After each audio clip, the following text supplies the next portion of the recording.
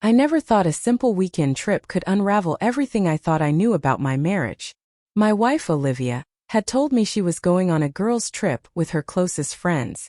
I nodded, masking the unease bubbling inside me, and pretended to be supportive. After all, I had always trusted her. Trust in my mind was sacred, especially in a 10-year marriage like ours. But something about the way she avoided eye contact when she mentioned the trip didn't sit right. Her friends, as always, had been vocal about their excitement.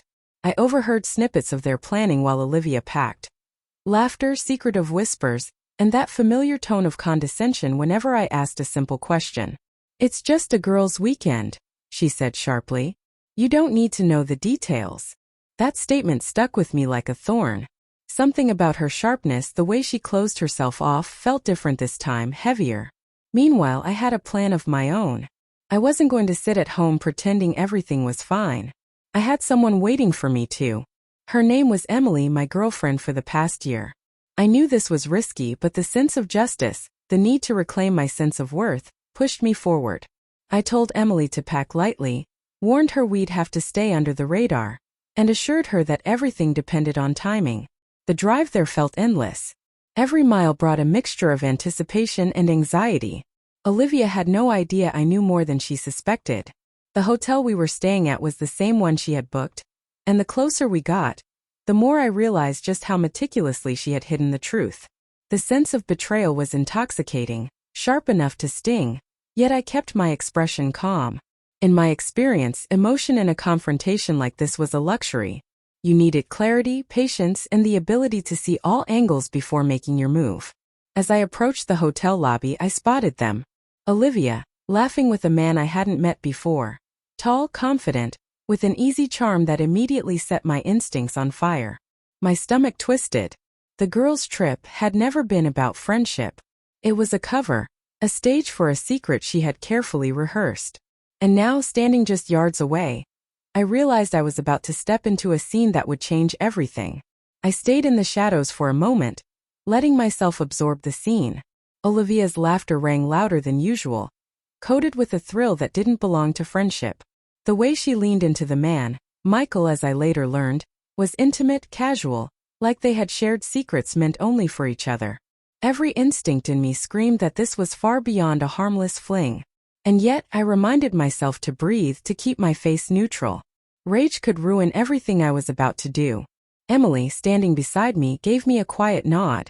She knew the plan. Observe, gather proof, confront. But more than that, she understood why I couldn't let this pass without witnessing it myself. I needed to see the full scope of the betrayal. The gestures, the whispers, the moments Olivia had carefully hidden from me for months.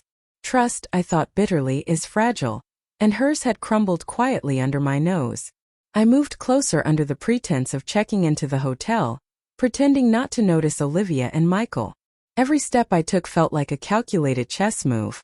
I watched her smile, the way her hand brushed against his arm, and felt a mix of anger, sorrow, and disbelief. This was the woman I had shared my life with, the one I had invested a decade of love and loyalty into, now performing affection for someone else in broad daylight. Then came the moment that made my blood run cold and adrenaline spike simultaneously. Olivia turned and looked right at me, or at least I thought she did. Her eyes widened for a brief fraction of a second, a flicker of recognition, of panic, before her carefully maintained composure returned. She didn't know I had a witness, didn't know Emily was here with me, didn't know that I was about to turn the tables on every lie she had spun. Emily reached for my hand, a silent anchor, and whispered, "Whenever you're ready." I inhaled deeply, letting the air steady the storm inside. This wasn't just about revenge. It was about reclaiming my life, my dignity, and finally holding the mirror up to the woman who had thought she could deceive me. I had learned long ago that in situations like these, patience and timing mattered more than raw emotion. I stepped forward, my heart steady despite the chaos swirling around me. Olivia continued to laugh, unaware that the night she thought would be hers alone was about to unravel in ways she could never imagine. I approached Olivia slowly, letting my presence announce itself without words. The laughter halted mid-sentence, replaced by a frozen disbelief that was almost delicious to witness. Michael turned, confusion etching his features as he realized who I was, but it was Olivia's reaction that held the weight. Her eyes darted between Emily and me, understanding dawning too late. What are you doing here?" she stammered, her voice cracking slightly. I didn't answer immediately. Silence carried more power than any argument I could have thrown at her.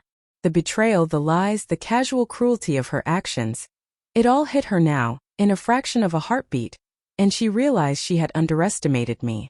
Emily stayed quietly behind me, letting the moment breathe, letting Olivia feel the consequences of her deception. I took a calm step closer, each movement deliberate. "I came to see for myself," I said finally, my voice steady, cold even. "To see exactly what you thought you could hide from me." There was no anger in my words, only clarity.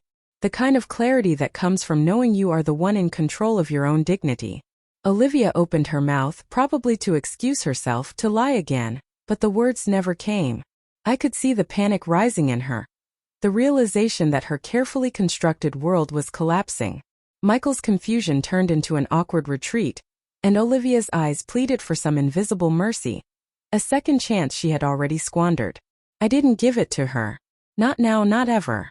Betrayal of this scale is not forgiven with excuses or fleeting apologies. It's faced, acknowledged, and left behind. I nodded at Emily, signaling that it was time to leave. The strength of our decision, our unity, was a quiet triumph, more satisfying than any confrontation or argument could have been. As we walked away, Olivia's gaze followed us, filled with the realization that her lies had consequences far greater than she had anticipated. The so-called girls' trip, that was meant to conceal her affair, had instead exposed her completely, to the one person whose trust she had destroyed and to the world she had underestimated. For the first time in a long while, I felt a sense of liberation. The betrayal was raw, painful, and undeniable.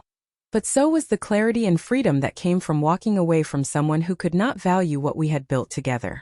I glanced at Emily, and for the first time that weekend I smiled genuinely. Justice isn't always loud or dramatic. Sometimes it's quiet, firm, and undeniable. And tonight it was ours.